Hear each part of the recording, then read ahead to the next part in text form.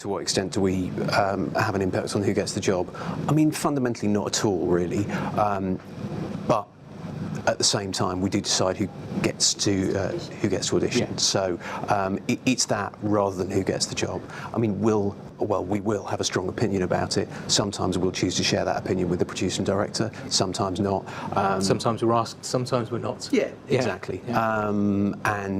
But ultimately, our duty is to the project as a whole, so it's not necessarily who we think is the best actor, it's who we think is the best fit, who we think will work best with that director.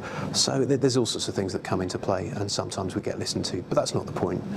And it's not our job to make a big deal about who we think should get the role. No, absolutely not. I mean, part of what we do, or part of the skill of what we do, is to judge when that information's appropriate or not, and kind of feeding in if it feels necessary or not. Yeah. But sometimes we really push for people. Yeah. And I mean, I think it's also it's good when you feel excited about someone, you really think they're right for something.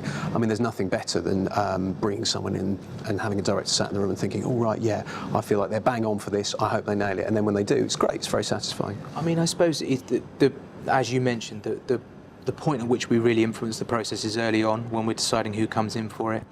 And I guess it's worth saying a useful bit of information is that perhaps, when filtering actors or deciding who comes into a casting, you're probably ultimately looking at about 5% of people who are submitted for things are coming in for a casting.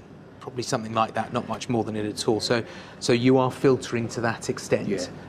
And so obviously that's a selective process, and that really informs who ultimately is going to get it. Carry on watching at actors-anonymous.com.